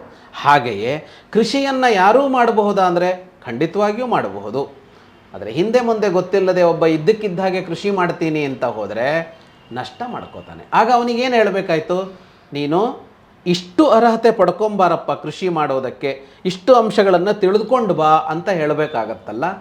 ಹೀಗೆ ವಿಧಿ ನಿಷೇಧಗಳನ್ನು ಧರ್ಮದಲ್ಲಿ ತಂದಿದೆಯೇ ಹೊರತು ಯಾರನ್ನೂ ನಿರಾಕರಿಸಿ ಯಾರಿಗೋ ಅದರ ಅರಿವಿಲ್ಲದಂತೆ, ಯಾರಿಗೋ ಅದರ ಅನುಭವ ಬಾರದಂತೆ ಮಾಡೋದಕ್ಕೆ. ಅಂದರೆ ಅನುಭವ ಅಂದರೆ ಆನಂದವೇ ಒಟ್ಟು ಧರ್ಮದ ಗುರಿ ಅಂತ ಅಂದಾಗ ಯಾರೋ ಒಬ್ಬ ಮಾತ್ರ ಆನಂದವಾಗಿರಲಿ, ಇನ್ನೊಬ್ಬನಿಗೆ ಆನಂದ ಸಿಗದೇ ಹೋಗಲಿ ಅನ್ನುವ ಕಾರಣಕ್ಕಾಗಿ ಇರೋದೇ ಅಲ್ಲ. ಕೃಷ್ಣ ಗೀತೆಯಲ್ಲೇ ಸ್ಪಷ್ಟಪಡಿಸ್ತಾನೆ ಅದನ್ನು. ಸ್ತ್ರೀಯರು ಶೂದ್ರರು ಅಂತ ಯಾವ ಭೇದವೂ ಇಲ್ಲ, ಎಲ್ಲರಿಗೂ ಈ ಆನಂದ ಅನ್ನೋದು ಭಗವಂತನಲ್ಲಿ ಒಂದಾಗೋದು ಅನ್ನೋದು ಇದ್ದೇ ಇದೆ ಅಂತ. ಅಂದರೆ ಇಲ್ಲಿ ಯಾರಿಗೂ ನಿಷೇಧ ಅಲ್ಲ, ಎಲ್ಲರ ಗುರಿಯೂ ಒಂದೇ. ಮತ್ತು ಎಲ್ಲರಿಗೂ, ಬರೀ ಮನುಷ್ಯರು ಅಂತಲ್ಲ, ಪಶು ಪಕ್ಷಿ ಪ್ರಾಣಿಗಳಾದಿಯಾಗಿ ಎಲ್ಲರಿಗೂ ಆನಂದ ಪಡೋದೇ ಗುರಿ ಅಂತ ಹೇಳಿರೋದು ಸನಾತನ ಧರ್ಮ. ಹಾಗಾಗಿ ಇಲ್ಲಿ ವಿಧಿ ನಿಷೇಧಗಳು ಕ್ರಿಯೆಯನ್ನು ಚೆನ್ನಾಗಿ ಮಾಡಿ ಸರಿಯಾದ ಫಲ ಬರಲಿ ಅನ್ನುವ ಕಾರಣಕ್ಕಾಗಿಯೇ ಹೊರತು ಯಾರೋ ಒಬ್ಬನನ್ನು ಅದರಿಂದ ವಂಚಿತನನ್ನಾಗಿಸಬೇಕು ಅನ್ನುವ ಕಾರಣಕ್ಕಾಗಿ ಅಲ್ಲ. ಈ ಕಾಲಾನಂತರ ಇದರ ವ್ಯಾಖ್ಯಾನ ಏನಾದರೂ ಬದಲಾಗಿದೆಯಾ ಸರ್? ನಿಷಿದ್ಧ ಅನ್ನೋದು ಕಾಲಾನಂತರ ಅದರ ಅರ್ಥನ ಚೇಂಜ್ ಮಾಡ್ಕೊಂಡಿದೆಯಾ? ಹಾಗೇನೂ ಕಾಣಿಸಲ್ಲ. ಕಾಲಾನಂತರ ಅದನ್ನು ಹಾಗೆ ಮಾಡ್ಕೊಂಡಿದ್ದಾರೆ ಅಂತೇನೂ ಕಾಣಿಸಲ್ಲ. ವ್ಯಾಖ್ಯಾನ ಬದಲಾಗಿದೆ ಅಂತ ಹೇಳೋಕ್ಕಾಗಲ್ಲ. ಆದರೆ ಅದನ್ನು ಮಾಡುವವರು ಅದನ್ನು ದುರ್ಬಳಕೆ ಮಾಡಿಕೊಂಡಿದ್ದಾರಾ ಅಂತ ನೀವು ಕೇಳಿದರೆ ಆಗಿರಬಹುದು ಅಂತ ಹೇಳಬೇಕಾಗತ್ತೆ. ಹಾಗಂದ್ರೆ ಏನು ನೋಡಿ, ಜಯ ವಿಜಯರ ಕಥೆ ಬರುತ್ತೆ ನಮ್ಮ ಪುರಾಣಗಳಲ್ಲಿ. ಜಯ ವಿಜಯರು ವಿಷ್ಣು ಲೋಕದಲ್ಲಿ ವೈಕುಂಠದಲ್ಲಿ ವಿಷ್ಣುವಿನ ದ್ವಾರಪಾಲಕರಾಗಿದ್ದರು. ಅವರಿಗೆ ಶಾಪ ಬಂತು. ಸನಕಾದಿಗಳು ಅವರಿಗೆ ಶಾಪ ಕೊಟ್ಟರು. ಅವರೇ ಆಮೇಲೆ ಹಿರಣ್ಯಕಶಿಪು ಆಗಿಬಿಟ್ರು, ರಾವಣ ಕುಂಭಕರ್ಣರಾಗಿ ಹುಟ್ಟಿದರು, ಶಿಶುಪಾಲ ದಂತವಕ್ತರಾಗಿ ಹುಟ್ಟಿದರು. ಹೀಗೆಲ್ಲ ನಾವು ಪುರಾಣಗಳಲ್ಲಿ ನೋಡ್ತೇವೆ. ಈಗ ಅವರ ವೃತ್ತಿ ಏನಾಗಿತ್ತು? ದ್ವಾರಪಾಲಕರು. ದ್ವಾರಪಾಲಕರು ಅಂದರೆ ಏನು? ಯಾರು ಒಳಗೆ ಹೋಗಬೇಕು, ಯಾರು ಒಳಗೆ ಹೋಗಬಾರದು ಅನ್ನೋದನ್ನು ನಿರ್ಣಯಿಸುವ ಜವಾಬ್ದಾರಿ ಅವರಿಗಿತ್ತು. ತಡಿಬೇಕಾಗತ್ತವ್ರು ಎಲ್ಲರನ್ನೂ ಒಳಗೆ ಬಿಡೋದಾದರೆ ಯಾರು ಬೇಕಿದ್ರೂ ಹೋಗ್ಬೋದು ಅಂತಾದರೆ ಅದಕ್ಕೊಂದು ಗೇಟು ಅಂತಲೂ ಇರಲ್ಲ, ಬಾಗಿಲು ಅಂತಲೂ ಇರೋಲ್ಲ, ಅದನ್ನು ಕಾಯೋರು ಅಂತಲೂ ಇರಲ್ಲ. ಮನೆಗೆ ಯಾಕೆ ಬಾಗಿಲು, ಹೊರಗಡೆ ಯಾಕೆ ಗೇಟು ಅಂತ ಅಂದರೆ ಮುಕ್ತ ಪ್ರವೇಶ ಅಲ್ಲ ಅಂತ ಅಲ್ವಾ? ಅಲ್ಲಿ ದ್ವಾರಪಾಲಕರನ್ನ ಯಾಕೆ ನಿಲ್ಲಿಸ್ತಾರೆ ಅಂದರೆ ಕೇಳಿಕೊಂಡು ಅನುಮತಿ ಪಡೆದು ಪ್ರವೇಶ ಮಾಡಬೇಕು ಅಂತ ಇದೆ ಅಂತ. ಆದರೆ ಅವ್ರಿಗೆ ಯಾಕೆ ಶಾಪ ಬಂತು? ಸನಕಾದಿಗಳನ್ನು, ಸನಕ ಸನಂದನ, ಸನತ್ಕುಮಾರ, ಸನತ್ ಸುಜಾತರನ್ನು ಅವ್ರು ಒಳಗೆ ಬಿಡಲಿಲ್ಲ, ತಡೆದರು ಅಂತ. ತಡೆಯೋದವ್ರ ವೃತ್ತಿನೇ ಅಲ್ವಾ, ತಡಿಬೇಕಲ್ವಾ? ಯಾರು ಬೇಕಿದ್ರೂ ಹೋಗ್ಬೋದು ಅಂದರೆ ದ್ವಾರಪಾಲಕ ಅನ್ನೋ ವೃತ್ತಿ ಅವಶ್ಯಕತೆ ಇರೋದಿಲ್ಲ. ತಡೆದರೂ ಅವ್ರ ಮೇಲೆ ಯಾಕೆ ಶಾಪ ಬಂತು? ಯಾಕೆ ಅವರು ಭೂಮಿಗೆ ಬರಬೇಕಾಯ್ತು ಅಂತ ಕೇಳಿದರೆ ಆ ವೃತ್ತಿ ಅವರಿಗೊಂದು ಅಧಿಕಾರ ಕೊಡ್ತಲ್ಲ, ಯಾರನ್ನು ತಡೆಯಬಹುದು, ನಿಯಂತ್ರಿಸಬಹುದು ಅನ್ನುವ ಒಂದು ಅಧಿಕಾರ ಕೊಡ್ತಲ್ಲ, ಆ ಅಧಿಕಾರವನ್ನು ಅವರು ದುರುಪಯೋಗಪಡಿಸಿಕೊಂಡ್ರು, ತಪ್ಪಾಗಿ ಬಳಕೆ ಮಾಡಿಕೊಂಡ್ರು ಅಂತ. ಅದರ ಅರ್ಥ ದ್ವಾರಪಾಲಕತನದ ವ್ಯಾಖ್ಯಾನ ಬದಲಾಯಿತು ಅಂತಲ್ಲ, ಆ ಜಾಗದಲ್ಲಿದ್ದ ಅವರಿಬ್ಬರು ಅದನ್ನು ತಪ್ಪಾಗಿ ಬಳಸಿದರು. ಯಾರನ್ನು ತಡೀಬಾರದೋ ಅವರನ್ನು ತಡೆದ್ರು. ಈಗ ತಡಿಬೇಕು ತಡಿಬಾರದು ಎರಡಲ್ವಾ, ಒಂದು ಕೆಲಸ ಅಂದರೆ ವಿಧಿ ನಿಷೇಧ ಬರುತ್ತೆ, ತಡಿಬೇಕು ತಡಿಬಾರದು ಎರಡೂ ಬರುತ್ತೆ ಅಲ್ಲಿ. ಅಂದರೆ ತಡಿಬೇಕು ಬಿಡಬೇಕು ಒಳಗೆ ಹೋಗೋದಕ್ಕೆ, ಎರಡೂ ಇರುವಾಗ ಯಾರನ್ನು ಬಿಡಬೇಕು ಯಾರನ್ನು ತಡೆಯಬೇಕು ಅನ್ನೋದು. ಈ ಯಾರನ್ನು ಅನ್ನುವ ವಿಷಯದಲ್ಲಿ ಅವರು ಗೊತ್ತಿದ್ದೂ ತಪ್ಪು ಮಾಡಿದರು. ಅವರನ್ನು ತಡಿಬಾರದಾಗಿತ್ತು, ಅವರನ್ನು ಒಳಗೆ ಬಿಡಬೇಕಾಗಿತ್ತು, ಅವರಿಗೆ ಮುಕ್ತ ಸಂಚಾರ ಇತ್ತು ಅವರಿಗೆ, ಆದರೂ ತಡೆದ್ರಲ್ಲ, ಆಗ ಶಾಪ ಬಂತು. ಹೀಗೆ ವಿಧಿ ನಿಷೇಧಗಳು ಅಂತ ಏನು ಬಂದಿದೆ ಅವುಗಳನ್ನು ತಪ್ಪು ಬಳಕೆಯನ್ನು ಮಾಡಿಕೊಳ್ಳೋಲ್ವಾ ಅಂದರೆ ಮನುಷ್ಯ ಮಾಡಿಕೊಳ್ತಾನೆ. ಇದು ಎಲ್ಲಿಲ್ಲ ಹೇಳಿ? ಜಯ ವಿಜಯರ ಒಂದು ಕಥೆಯನ್ನು ಪುರಾಣಗಳು ಹೇಳಿದ್ವು. ನೀವು ಎಲ್ಲ ಕಡೆಯಲ್ಲೋ ಯಾರಿಗೆ ಅಧಿಕಾರ ಬಂದರೂ ಅಧಿಕಾರ ಬಂದ ಕೂಡಲೇ ಮನುಷ್ಯ ಮಾಡೋದೇನು? ಸ್ವಂತಕ್ಕೆ ಬಳಸ್ಕೋತಾನೆ ಮತ್ತು ದುರ್ಬಳಕೆ ಮಾಡ್ಕೊಳ್ತಾನೆ, ದುರುಪಯೋಗ ಮಾಡ್ಕೊಳ್ತಾನೆ. ಎಲ್ಲಿ ಅದನ್ನು ಚಲಾಯಿಸಬಾರದು ಅಲ್ಲಿ ಚಲಾಯಿಸ್ತಾನೆ, ಎಲ್ಲಿ ಚಲಾಯಿಸಬೇಕು ಅಲ್ಲಿ ಚಲಾಯಿಸೋದಿಲ್ಲ. ನಾವೆಲ್ಲ ಅಧಿಕಾರಿಗಳ ಬಗ್ಗೆ, ಯಾರಿಗೆಲ್ಲ ಅಧಿಕಾರ ಇದೆಯೋ ಎಲ್ಲರ ಬಗ್ಗೆನೂ ಹೇಳ್ತೀವಿ ನಾವು ಅದನ್ನು. ಅಂದರೆ ಯಾವುದೋ ವೃತ್ತಿಗಳಲ್ಲಿ ಇರ್ತಾರಲ್ಲ, ಈಗ ಪೊಲೀಸರು ಇರ್ತಾರೆ, ಇನ್ಯಾರೋ ಇರ್ತಾರೆ, ಮಿಲಿಟ್ರಿ ಇರುತ್ತೆ, ಬೇರೆ ಬೇರೆ ಹುದ್ದೆಗಳಲ್ಲಿರ್ತಾರೆ. ಯಾರೋ ಒಬ್ಬರು DC ಆಗಿರ್ತಾರೆ, ಯಾರೋ ಒಬ್ಬರು SP ಆಗಿರ್ತಾರೆ, ಯಾವುದೋ ಒಂದು ಕಂಪ್ನಿಯ CEO ಆಗಿರ್ತಾರೆ, MD ಆಗಿರ್ತಾರೆ. ಇವ್ರ ಕೈಯಲ್ಲೆಲ್ಲ ಅಧಿಕಾರ ಇರುತ್ತೆ. ಹಲವು ಸಲ ಇವರ ಬಗ್ಗೆ ಅಥವಾ MLA MP ಸರ್ಕಾರ ಎಲ್ಲ ಕಡೆಗೂ ಒಂದು ಆಕ್ಷೇಪವನ್ನು ಯಾವಾಗಲೂ ಮಾಡ್ತಾ ಇರೋದೇನೆಂದರೆ ಅಧಿಕಾರ ದುರುಪಯೋಗ ಅನ್ನೋ ಶಬ್ದವನ್ನು ಬಳಸ್ತೀವಿ. ಅದರ ಅರ್ಥ ಏನು? ಅಧಿಕಾರ ಅಂದ್ರೇ ವಿಧಿ ನಿಷೇಧಗಳು ಅವನ ಕೈಯಲ್ಲಿವೆ. ಇದನ್ನು ಮಾಡಬಹುದು ಇದನ್ನು ಮಾಡಬಾರದು ಅಂತ ನಿಶ್ಚಯಿಸೋದೆ ಅವನ ಕೈಯಲ್ಲಿದೆಯಲ್ಲ, ಅದಕ್ಕೆ ಅಧಿಕಾರ ಅಂತ ಹೆಸರು. ಇದನ್ನು ಅವನು ಎಷ್ಟು ವ್ಯವಸ್ಥಿತವಾಗಿ ಎಷ್ಟು ವಿವೇಕಪೂರ್ಣವಾಗಿ ನಿರ್ವಹಿಸ್ತಾನೆ ಅಂತ ಕೇಳಿದರೆ, ಮನುಷ್ಯರು ಇವತ್ತು ಅಂತಲ್ಲ, ಜಯ ವಿಜಯರ ಕಾಲದಿಂದಲೂ ಭಾಳ ಹಳೆ ಕಥೆ ಅದು, ಅವತ್ತಿನಿಂದ ಇವತ್ತಿನವರೆಗೂ ಮನುಷ್ಯನಿಗೆ ಅಧಿಕಾರ ಸಿಕ್ಕ ಕೂಡಲೇ ವಿಧಿ ನಿಷೇಧಗಳನ್ನು ಅವಿವೇಕದಿಂದ ಬಳಸ್ತಾನೆ ಅನ್ನೋದಕ್ಕೆ ಲಕ್ಷಾಂತರ ಕೋಟ್ಯಂತರ ಸಾಕ್ಷಿಗಳು ನಮಗೆ ಸಿಗುತ್ತವೆ. ಹಾಗಾಗಿ ಇಂತಹ ಅಧಿಕಾರ ಇದ್ದವರು ಎಲ್ಲೋ ಅದನ್ನು ತಪ್ಪಾಗಿ ಬಳಸಿರಬಹುದು. ಅದರ ಅರ್ಥ ವ್ಯಾಖ್ಯಾನ ಬದಲಾಯಿತು ಅಂತ ಅಲ್ಲ, ಆ ಜಾಗದಲ್ಲಿದ್ದವ ತಪ್ಪು ಮಾಡಿದ್ದಾನೆ ಅಂತ. ವ್ಯಾಖ್ಯಾನ ಮೂಲದಲ್ಲಿ ಏನು ವ್ಯಾಖ್ಯಾನ ಇರ್ತೋ ಅದೇ ಇರುತ್ತೆ ಮುಂದೂ ಕೂಡ. ಸನಾತನ ಧರ್ಮ ಅನ್ನೋದು ನೀವು ಹೇಳಿದಾಗ ಅದರಲ್ಲಿ ಎಲ್ಲರನ್ನೂ ಒಳಗೊಂಡಿದೆ. ಭೂಮಿ ಮೇಲಿರುವಂಥ ಪ್ರತಿಯೊಬ್ಬ ವ್ಯಕ್ತಿಯೂ, ಪ್ರತಿಯೊಬ್ಬ ಪ್ರಾಣಿಯಾಗಿರ್ಬೋದು, ಪಕ್ಷಿ ಆಗಿರ್ಬೋದು, ಜೀವಿಗಳಾಗ್ಬೋದು, ಎಲ್ಲವನ್ನೂ ಒಳಗೊಂಡಿವೆ. ಹೀಗಿರಬೇಕಾದರೆ ಸನಾತನ ಧರ್ಮದಲ್ಲಿ ಪಂಗಡಗಳು ಯಾಕಾದವು? ಪಂಗಡಗಳು ಇದೆಯಾ? ಇದ್ರೆ ಯಾಕಾಗಬೇಕಿತ್ತು? ಈಗ ಧರ್ಮ ಅನ್ನೋದನ್ನು ನಾವು ಬಹಳ ವ್ಯಾಖ್ಯಾನಿಸಿದ ಮೇಲೂ ಭಾಳ ಸಣ್ಣ ಮಾಡಿ ಅರ್ಥ ಮಾಡಿಕೊಂಡಾಗ ಈ ಥರ ಪಂಗಡಗಳು ಅಂತ. ಧರ್ಮದೊಳಗೆ ಪಂಗಡಗಳು ಅಂದರೆ ಏನು? ಧರ್ಮ ಅನ್ನೋದು ಇಡೀ ಬ್ರಹ್ಮಾಂಡ, ಸೃಷ್ಟಿಯ ಹಿಂದಿರುವ ತತ್ವ, ಚೈತನ್ಯ ಅಂತ ಅಂದಾಗ ಅದು ತುಂಬ ವ್ಯಾಪಕ, ಅದೊಂದು ಸಣ್ಣ ಗುಂಪಲ್ಲ ಅದು ಧರ್ಮ ಅಂತ ಅನ್ನೋದು. ಹಾಗಾಗಿ ಇದರೊಳಗಡೆಗೆ ಪಂಗಡಗಳಿವೆಯಾ ಅಂತ ಅಂದರೆ ಪಂಗಡಗಳು ಇರೋದು ಹೇಗೆ ಸಾಧ್ಯ? ಇದೆಯಾ ಅಂತ ಅಂದರೆ ಸೃಷ್ಟಿಯಲ್ಲಿದೆಯಾ ಅಂತ ನೋಡಬೇಕಾಗತ್ತೆ. ಯಾಕೆಂದರೆ ಧರ್ಮ ಅನ್ನೋದನ್ನು ನಾವು ವ್ಯಾಖ್ಯಾನಿಸ್ತಾ ಇರೋದು ರಿಲಿಜನ್ ಅಂತ ಅಲ್ಲ, ಒಂದು ಅಭಿಪ್ರಾಯ ಇದೆ, ಒಂದು ಮತ ಇದೆ, ಅದನ್ನು ಅನುಸರಿಸುವ ಒಂದು ಗುಂಪಿದೆ. ಅದನ್ನು ನಾವು ಸನಾತನ ಧರ್ಮ ಅಂತ ವ್ಯಾಖ್ಯಾನಿಸಿದರೆ ಆಗ ಆ ಪ್ರಶ್ನೆಗಳು ಬರ್ತಾ ಇತ್ತು. ಈಗ ನಾವು ವ್ಯಾಖ್ಯಾನಿಸ್ತಾ ಇರೋದು ಏನನ್ನೋದನ್ನು ಅಂತ ಅಂದರೆ ಧರ್ಮ ಅಂತ ಅಂದರೆ ಸೃಷ್ಟಿಯ ಹಿನ್ನೆಲೆಯಲ್ಲಿರುವ ಭಗವಂತ. ಅವನು ಈ ಸೃಷ್ಟಿಯ ಎಲ್ಲವೂ ಆಗಿದ್ದಾನೆ, ಇದರ ಅಣುರೇಣು ತೃಣಕಾಷ್ಟಗಳೆಲ್ಲ ಅವನೇ ಇದ್ದಾನೆ, ಎಲ್ಲದರೊಳಗೂ ಅವನಿದ್ದಾನೆ ಅಂತ ಅಂದಾಗ ಇವೆಲ್ಲವೂ ಭಗವನ್ಮಯವಾಗಿದೆ ಅಂತ ಅಂದಾಗ ಈಗ ಇದೆಲ್ಲವೂ ಧರ್ಮವೇ ಆಯ್ತಲ್ವಾ ಅಂತ. ಈಗ ಧರ್ಮದೊಳಗೆ ಧರ್ಮದ ಹೊರಗೆ ಅಂತ ನೋಡೋದು ಹೇಗೆ? ಇನ್ನು ಸನಾತನ ಧರ್ಮದ ಗ್ರಂಥಗಳು ಪಂಗಡಗಳನ್ನು ವ್ಯಾಖ್ಯಾನಿಸಿವ್ಯಾ ಅಂತ ನೋಡಬೇಕು. ಬೇರೆ ಬೇರೆ ಅಂತ ಹೇಳಿವ್ಯಾ ಅಂತ.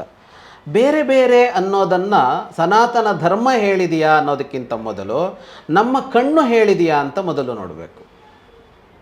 ನಮ್ಮ ಕಣ್ಣು ಹೇಳುತ್ತಾ ಹಾಗೆ, ನಮ್ಮ ಕಿವಿ ಹೇಳುತ್ತಾ ಹಾಗೆ, ನಮ್ಮ ಚರ್ಮ ಹೇಳುತ್ತಾ ಹಾಗೆ ಅಂತ ನೋಡಬೇಕು.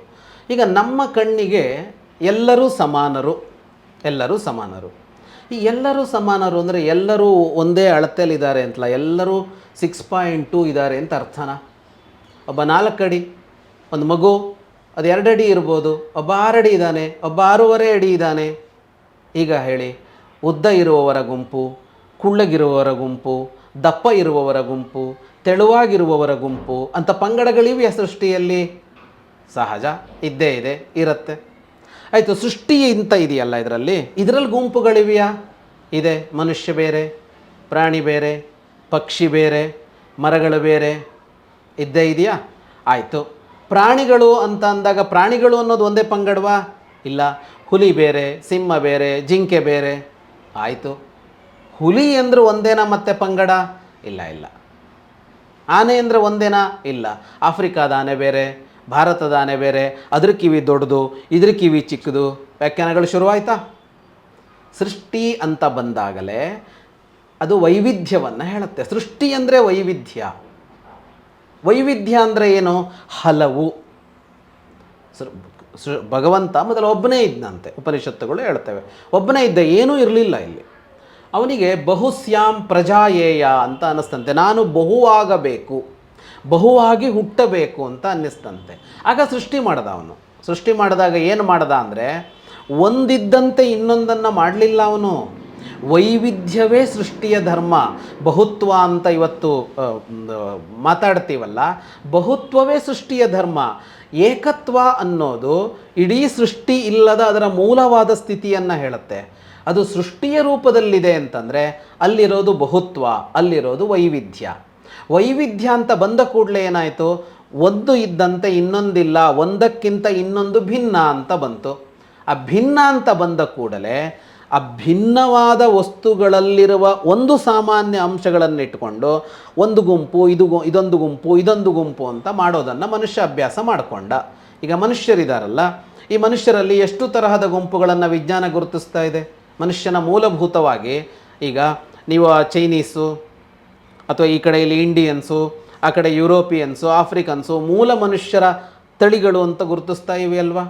ಅಂದರೆ ಪಂಗಡಗಳನ್ನು ಗುರುತಿಸುವಿಕೆ ಅನ್ನೋದು ಮನುಷ್ಯನ ಒಂದು ಕ್ರಮ. ಅದು ಮನುಷ್ಯ ಗುರುತಿಸ್ತಾನೆ. ಹಾಗೆ ಅದನ್ನು ಭಿನ್ನ ಭಿನ್ನವಾಗಿ ಗುರುತಿಸ್ತಾನೆ. ಈ ಮನುಷ್ಯ ಬೇರೆ, ಈ ಮನುಷ್ಯ ಬೇರೆ, ಈ ಮನುಷ್ಯ ಬೇರೆ ಅಂತ ಗುರುತಿಸಿದ.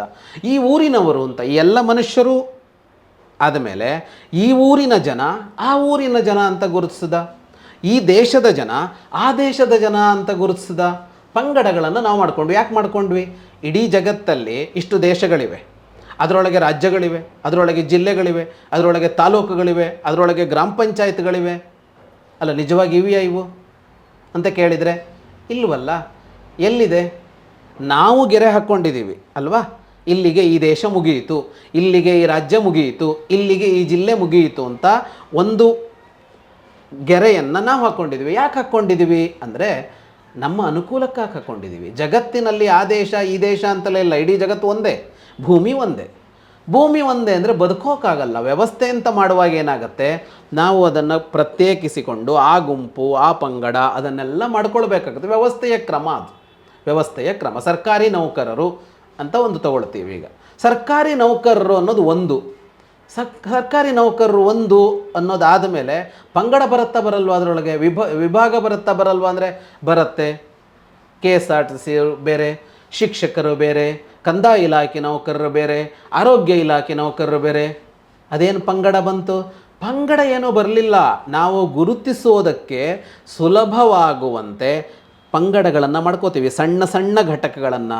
ಆ ಘಟಕಗಳು ಸೇರಿದ ಒಂದು ದೊಡ್ಡ ಘಟಕವನ್ನು, ಅದು ಸೇರಿದ ಇನ್ನೊಂದು ದೊಡ್ಡ ಘಟಕವನ್ನು ಹೀಗೆ ಮಾಡ್ಕೊಳ್ತಾನೆ ಮನುಷ್ಯ ಸೌಲಭ್ಯಕ್ಕಾಗಿ. ಈಗ ಹಲವು ಗ್ರಾಮ ಪಂಚಾಯತ್ಗಳು ಸೇರಿ ಒಂದು ತಾಲೂಕು, ಹಲವು ತಾಲೂಕುಗಳು ಸೇರಿ ಒಂದು ಜಿಲ್ಲೆ, ಹಲವು ಜಿಲ್ಲೆಗಳು ಸೇರಿ ಒಂದು ರಾಜ್ಯ, ಹಲವು ರಾಜ್ಯಗಳು ಸೇರಿ ಒಂದು ದೇಶ, ಹಲವು ದೇಶಗಳು ಸೇರಿ ಒಂದು ವಿಶ್ವ ಅಂತ ಮಾಡ್ಕೊಳ್ವಲ್ಲ. ಯಾಕೆ ಅಂದರೆ ವ್ಯವಸ್ಥೆಗಾಗಿ ಇಲ್ಲಿ. ಹಾಗಾಗಿ ಇಲ್ಲಿ ಇದು ಬೇರೆಯಾ ಇದು ಒಂದಾ ಅಂತ ಕೇಳಿದರೆ ಎಲ್ಲಿ ನಿಂತ್ಕೊಂಡು ಮಾತಾಡ್ತಾ ಇದೀಯಾ ಅಂತ ಪ್ರಶ್ನೆ. ಎಲ್ಲಿ ನಿಂತ್ಕೊಂಡು ಮಾತಾಡ್ತಾ ಇದೆಯಾ ನೀನು? ಮನುಷ್ಯ ಅಂತ ಯೋಚಿಸ್ಕೊಂಡು ಮಾತಾಡ್ತಾ ಇದೆಯಾ? ನಿನಗೆಲ್ಲೂ ಬ್ಯಾರಿಕೇಡ್ ಇಲ್ಲ, ಎಲ್ಲೂ ಬೇಲಿಗಳಿಲ್ಲ, ಎಲ್ಲೂ ಗಡಿಗಳಿಲ್ಲ. ಪ್ರಪಂಚದ ಮನುಷ್ಯರೆಲ್ಲ ಒಂದೇ. ಇಲ್ಲ, ನೀನು ಇನ್ನೇನೋ ಒಂದು ಅಂಶ ಇಟ್ಟುಕೊಂಡು ನೀನು ಯಾವ ದೇಶದ ಪ್ರಜೆ ಅಂತ ನೋಡ್ತಾ ಇದೆಯಾ? ಆಗ ನಿನಗೊಂದು ಪಾಸ್ಪೋರ್ಟು, ನಿನಗೊಂದು ವೀಸಾ, ನಿನಗೊಂದು ಆಧಾರ್ ಕಾರ್ಡು ಬೇರೆ ಬಂತು. ನೀ ಅಲ್ಲಿಗೆ ಬರಬಾರ್ದು ಅಂತ ವಿಧಿ ನಿಷೇಧಗಳು ಉಟ್ಕೊಂಡ್ಬಿಡ್ತು. ಅರೆ, ನಾನು ಮನುಷ್ಯ, ನೀನು ಮನುಷ್ಯ. ಭೂಮಿ ಏನಿಲ್ಲ, ಗೋಡೆ ಎತ್ತಿಲ್ಲ. ನಿನ್ನ ದೇಶಕ್ಕೆ ಬರೋದಕ್ಕೆ ನೀನು ಯಾಕೆ ನಿರಾಕರಿಸ್ತೀಯ ಅಂದರೆ ನಾವು ಮಾಡ್ಕೊಂಡ್ವಿ ಅದನ್ನು.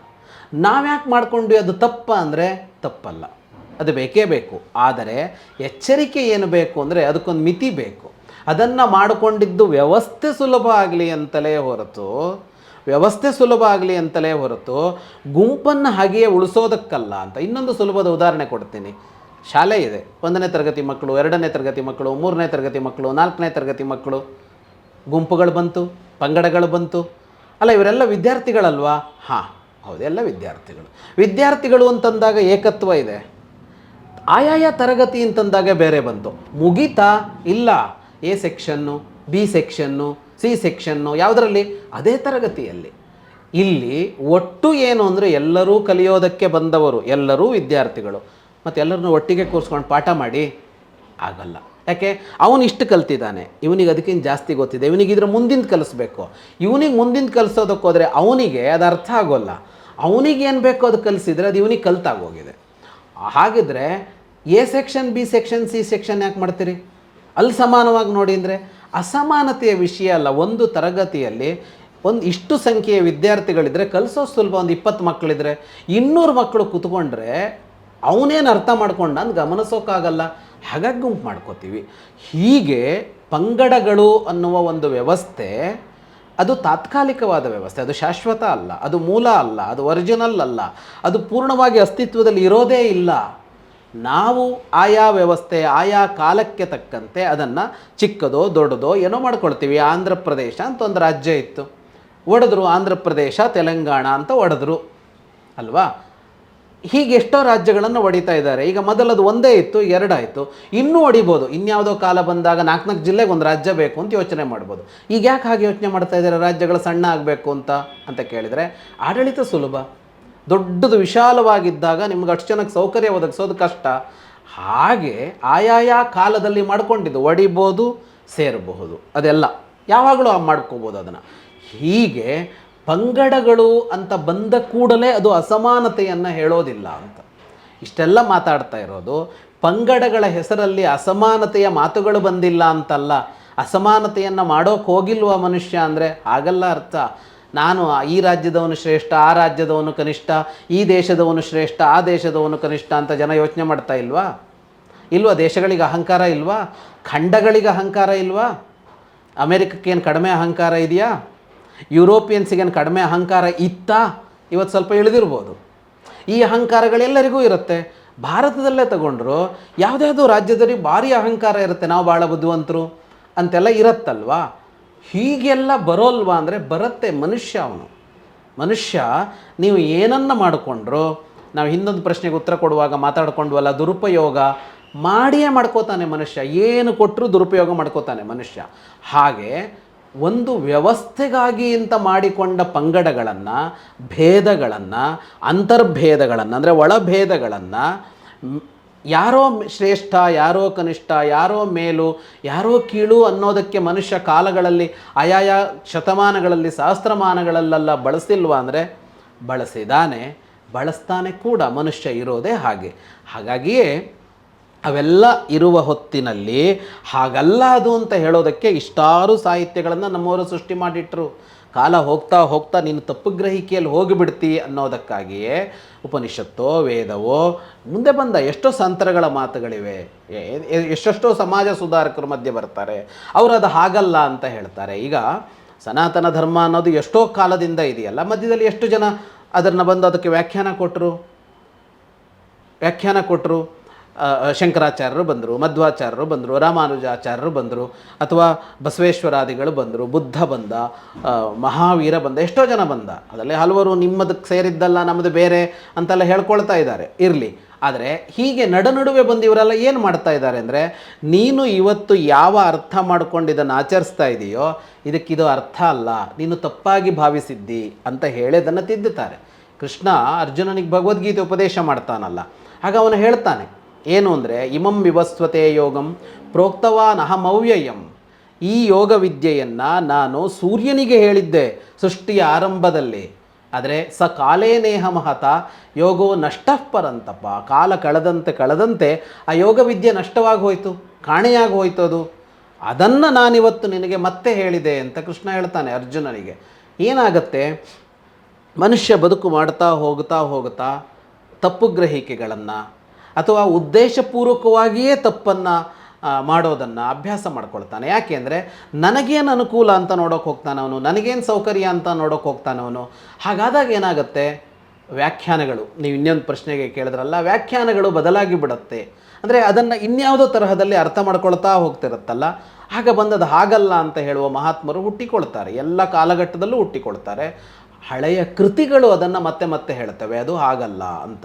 ಹಾಗಾಗಿ ನೀವು ಕೇಳಿದ ಧರ್ಮದೊಳಗಿನ ಪಂಗಡ ಅಂತ ಅನ್ನೋದು ಹೀಗೆ ತಪ್ಪು ವ್ಯಾಖ್ಯಾನಕ್ಕೆ ಒಳಗಾಗಿ, ತಪ್ಪು ಗ್ರಹಿಕೆಗೆ ಒಳಗಾಗಿ ಮತ್ತು ದುರ್ಬಳಕೆಗೆ ಒಳಗಾಗಿ ಆಗಿದ್ದನ್ನು ಹಲವು ಕಾಲಘಟ್ಟಗಳಲ್ಲಿ ಕಾಣ್ತೀವಿ. ಆದರೆ ಮೂಲಭೂತವಾಗಿ ಅಂತ ಅಂದರೆ, ಮೂಲಭೂತವಾಗಿ ಧರ್ಮ ಅನ್ನೋದು ಏಕತೆಯನ್ನು ಹೇಳುತ್ತೆ, ಧರ್ಮ ಅನ್ನೋದು ಸಮತೆಯನ್ನು ಹೇಳುತ್ತೆ. ನಿರ್ದೋಷಂ ಹಿ ಸಮಂ ಬ್ರಹ್ಮ ಅಂತ ಕೃಷ್ಣ ಹೇಳ್ತಾನೆ ಗೀತೆಯಲ್ಲಿ. ಸಮ ಅಂತ ಕರೀತಾನೆ ಪರಮಾತ್ಮನನ್ನವನು.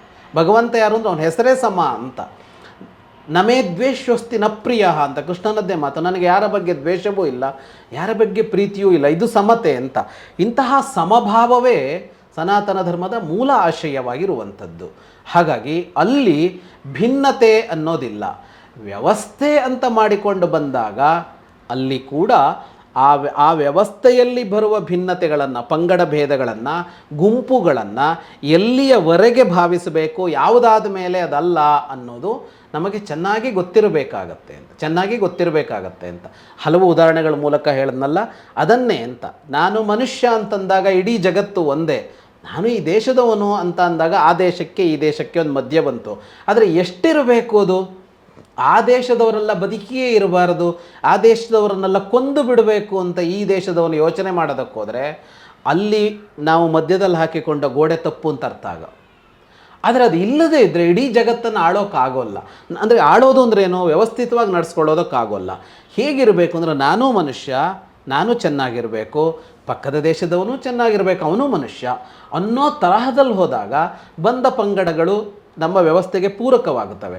ಹಾಗೆ ಯೋಚನೆ ಮಾಡದೇ ಇದ್ದಾಗ ಅದು ಒಟ್ಟು ಮಾನವ ಸಂಕುಲಕ್ಕೆ ನಷ್ಟವನ್ನು ಉಂಟು ಮಾಡುತ್ತೆ. ಈಗ ಸನಾತನ ಧರ್ಮಕ್ಕೆ ಸೇವೆ ಅಂತ ಬಂದಾಗ ಅಲ್ಲಿ ಗ್ರಂಥಗಳನ್ನ ಹಲವಾರು ಜನರು, ಹಲವಾರು ವಿದ್ವಾಂಸರು ಎಲ್ಲರೂ ಬರೆದಿದ್ದಾರೆ.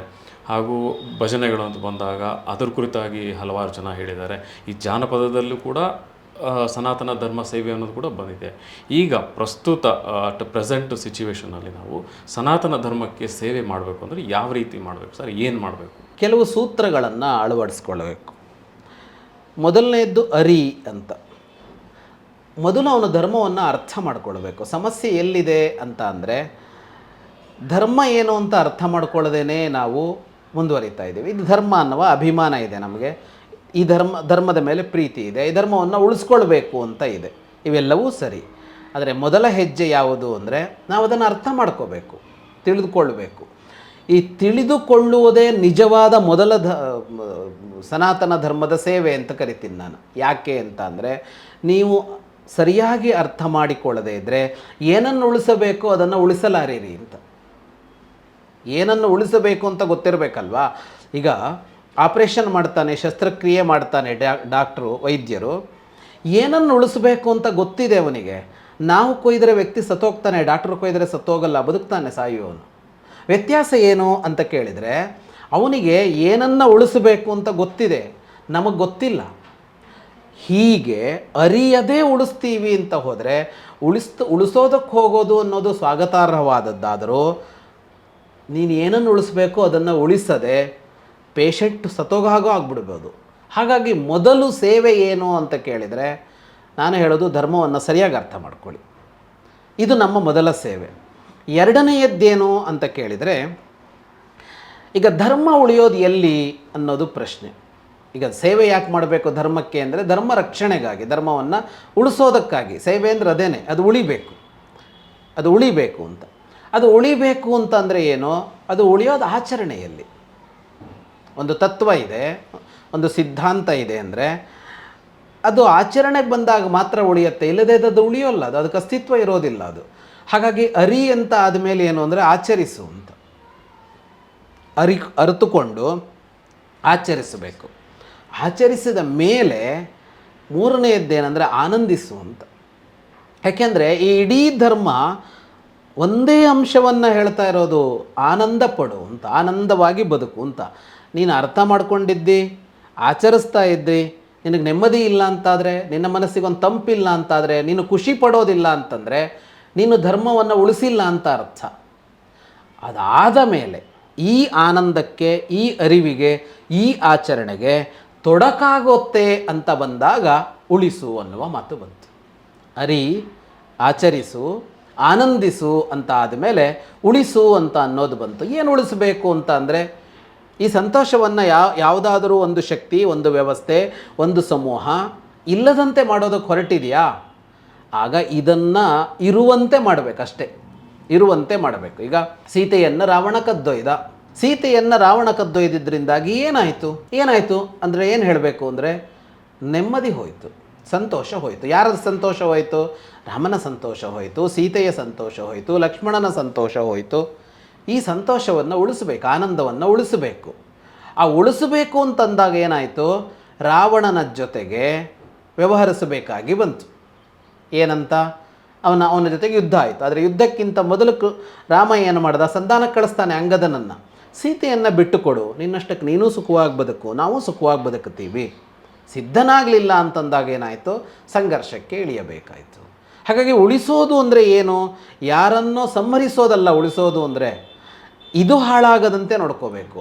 ಇದು ಹಾಳಾಗದಂತೆ ನೋಡಿಕೊಳ್ಳುವಾಗ ಅದು ಇದರ ಮೇಲೆ ದಾಳಿ ಮಾಡಬಾರ್ದು. ತೋಟಕ್ಕೆ ಬೇಲಿ ಕಟ್ತೀವಿ, ಯಾಕೆ ಅಂದರೆ ಕಾಡು ಪ್ರಾಣಿಗಳು ಬರಬಾರ್ದು, ಇನ್ಯಾವುದೋ ಪ್ರಾಣಿಗಳು ನುಗ್ಗಬಾರ್ದು, ಅದನ್ನು ತಿಂದು ಹೋಗಬಾರದು ಅಂತ, ಬೆಳೆಯನ್ನು ತಿಂದು ಹೋಗಬಾರದು ಅಂತ, ಪಕ್ಷಿಗಳು ಕೂಡ ಬಂದು ತಿಂದು ಹೋಗಬಾರದು ಅಂತ ಹೊಲ ಕಾಯ್ತಾರೆ. ಇಲ್ಲಿ ಏನು ಉದ್ದೇಶ ಅಂತ ಅಂದರೆ, ಈ ಬೆಳೆ ಉಳಿಬೇಕು ಅಂತ ಅಷ್ಟೇ ಅಂತ. ಹಾಗಾಗಿ ಉಳಿಸು ಅನ್ನೋದು ಮುಖ್ಯ ಆಗುತ್ತೆ. ಉಳಿಸು ಅನ್ನೋದು ಇಲ್ಲದೇ ಇದ್ದರೆ, ಉಳಿಸುವಿಕೆಗಾಗಿ ಒಂದು ಪ್ರಯತ್ನ ಇಲ್ಲದೇ ಇದ್ದರೆ ಅರಿಯುವಿಕೆಯೂ ಉಳ್ಕೊಳ್ಳಲ್ಲ, ಆಚರಣೆಯೂ ಉಳ್ಕೊಳ್ಳಲ್ಲ, ಆನಂದಿಸೋದಕ್ಕೂ ಸಾಧ್ಯ ಆಗೋದಿಲ್ಲ. ಹಾಗಾಗಿ ಸನಾತನ ಧರ್ಮದ ಸೇವೆ ಅಂದರೆ 4 ಹಂತಗಳಲ್ಲಿ ಮಾಡಬೇಕಾಗತ್ತೆ. ಉಳಿಸುವಿಕೆ ಅನ್ನೋದು ನಿರಂತರವಾಗಿ ನಡೀಬೇಕು ಮತ್ತು ಅದರಲ್ಲಿ ಆನಂದಿಸಬೇಕು. ಆನಂದಿಸೋದು ಯಾವುದರಲ್ಲಿ ಅಂದರೆ ಕ್ರಿಯೆಯಿಂದಲೇ ಆನಂದ ಬರೋದು. ಕ್ರಿಯೆಗಿಂತ ಮೊದಲು ಅದನ್ನು ಅರ್ಥ ಮಾಡ್ಕೊಳ್ಬೇಕು. ಧರ್ಮ ಸೇವೆ ಅಂದರೆ ಈ 4 ಮಾಡ್ತಾ ಹೋಗಬೇಕಾಗತ್ತೆ. ಸರಿ, ಈಗ ಪ್ರಸ್ತುತ ಸ್ಥಿತಿಯಲ್ಲಿ ಈ 4 ಅಂಶಗಳು ಸಕ್ರಿಯವಾಗಿ ನಡೀತಾ ಇದೆ ಅಂತ ನಿಮ್ಗೆ ಅನ್ಸುತ್ತಾ? ಈ 4 ಅಂಶಗಳು ನಡೀತಾ ಇವೆ, ಆದರೆ ವ್ಯವಸ್ಥಿತವಾಗಿ ನಡೀತಾ ಇದೆಯಾ, ಹೇಗೆ ನಡಿಬೇಕೋ ಹಾಗೆ ನಡೀತಾ ಇದೆಯಾ ಅಂತ ಯೋಚಿಸಿದರೆ ಹೌದು ಅಂತ ಹೇಳೋದು ಕಷ್ಟ ಆಗುತ್ತೆ. ಈಗ ಧರ್ಮದ ಅರಿವೇ ಇಲ್ವ ಸಮಾಜಕ್ಕೆ ಅಂದರೆ ಇದೆ, ಎಷ್ಟೋ ಅರಿವಿದೆ. ಕೆಲವರಿಗೆ ಇಷ್ಟಿದೆ, ಕೆಲವರಿಗೆ ಇಷ್ಟಿದೆ, ಕೆಲವರಿಗೆ ಪೂರ್ಣ ಗೊತ್ತಿರ್ಬೋದು, ಇನ್ನು ಕೆಲವರಿಗೆ ಅರ್ಧಂಬರ್ಧ ಗೊತ್ತಿರ್ಬೋದು, ಕೆಲವರಿಗೆ ತಪ್ಪು ಗ್ರಹಿಕೆ ಇರ್ಬೋದು. ಅಂದರೆ ಧರ್ಮವನ್ನೇ ತಿಳ್ಕೊಳ್ಳೋಕೆ ಹೋಗಿದ್ದಾರೆ ಅವರು, ಆದರೆ ತಪ್ಪಾಗಿ ತಿಳಿದುಕೊಂಡಿದ್ದಾರೆ. ಹೀಗಾಗಿ ಅರಿಯುವಿಕೆ ಅಂತ ಇದೆಯಲ್ಲ, ಆ ಅಂಶದಲ್ಲಿ ಏನೂ ಗೊತ್ತಿಲ್ಲದ ಪರಿಸ್ಥಿತಿ ಅಲ್ಲ ಸಮಾಜಕ್ಕೆ.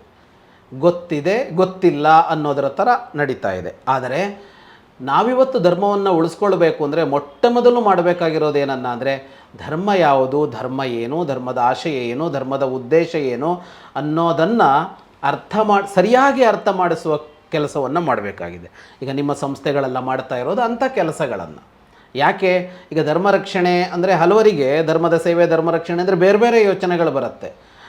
ಆದರೆ ನಿಜವಾಗಿ ಏನಾಗಬೇಕು ಅಂದರೆ ಏನು ಅಂತ ಅರ್ಥ ಆಗಬೇಕಲ್ವ ಅವನಿಗೆ. ಆ ಕೆಲಸ ಇಲ್ಲಿ ನಡೀತಾ ಇದೆಯಲ್ಲ, ಇದು ಅಂತ ಸರಿಯಾಗಿ ಅರ್ಥ ಮಾಡ್ಕೊಳ್ಳೋದು ಅನ್ನೋದು, ಅದರಲ್ಲಿರೋ ಲೋಪಗಳನ್ನು ತೆಗೆದು ಮಾಡಬೇಕಾಗತ್ತೆ, ಪೂರ್ಣ ಇಲ್ಲ. ಎರಡನೇದು ಆಚರಿಸು ಅಂತಂದಾಗ ಕೂಡ ಹೀಗೇನೆ. ಆಚರಣೆಗಳು ಎಷ್ಟೋ ಬಿಟ್ಟು ಹೋಗಿವೆ, ಎಷ್ಟೋ ನಡೀತಾ ಇವೆ. ಆಚರಣೆಗಳು ಕೆಲವು ಸರಿ ಇಲ್ಲ, ಸರಿಯಾದ ಆಚರಣೆ ಅಲ್ಲ. ಆಚರಣೆ ಅಂದರೆ ಏನು? ಈಗ ಧರ್ಮದಲ್ಲಿ ಎಷ್ಟೋ ಆಚಾರಗಳನ್ನು ಬರೆದಿರ್ತಾರೆ, ಎಲ್ಲವನ್ನೂ ಇವತ್ತು ಆಚರಿಸಿಬಿಡಬೇಕು ಅನ್ನೋ ಅರ್ಥದಲ್ಲಿ ಅಲ್ಲ. ಒಂದು ಗುರಿ ಇದೆಯಲ್ಲ, ಎಲ್ಲ ಕ್ರಿಯೆಗಳು ಯಾಕೆ ಹುಟ್ಕೊಂಡಿವೆ? ಗುರಿ ತಲುಪೋದಕ್ಕೆ. ಈಗ ಕಾರ್ ತೊಗೊಂಡು ಹೊರಟಿದ್ದೀವಿ, ಯಾಕೆ ಹೊರಟಿದ್ದೀವಿ ಅಂದರೆ ಡ್ರೈವಿಂಗ್ ಮಾಡೋದಕ್ಕೆ ಅಂತ ಹೊರಟಿಲ್ಲ, ನಾವು ಊರು ತಲುಪೋದಕ್ಕೆ ಅಂತ ಹೊರಟಿದ್ದೀವಿ. ಈಗ ಊರು ತಲುಪೋದಕ್ಕೆ ನಾವು ಕಾರನ್ನು ತಗೊಂಡು ಹೊರಟ್ರೆ ಅಲ್ಲಿ ಎಷ್ಟು ಕ್ರಿಯೆಗಳಿವೆ ಗೊತ್ತಾ? ಡ್ರೈವಿಂಗ್ ಅಂದರೆ ಅದು ಒಂದೇ ಆಗಿಲ್ಲ. ಅಲ್ಲಿ ಡ್ರೈವಿಂಗ್ ಅಂದರೆ ಒಂದೇನಾ ಅಂದರೆ ಇಲ್ಲ. ಒಂದು ಡ್ರೈವಿಂಗ್ನಲ್ಲಿ ಚಾಲನೆಯಲ್ಲಿ ಎಷ್ಟು ಕ್ರಿಯೆಗಳಿವೆ? ಸ್ಟೀರಿಂಗ್ ಇದೆ, ಬ್ರೇಕ್ ಇದೆ, ಕ್ಲಚ್ ಇದೆ, ಹಾರನ್ ಇದೆ, ಆಯಿತಾ, ವೈಫರ್ ಇದೆ, ಏನೆಲ್ಲ ಇದೆ, ಲೈಟ್ ಹಾಕೋದಿದೆ ಅವನಿಗೆ. ಇಷ್ಟೇನಾ ಅಂದರೆ ಅದನ್ನು ಎಷ್ಟು ಸಲ ಮಾಡಬೇಕಾಗತ್ತೆ?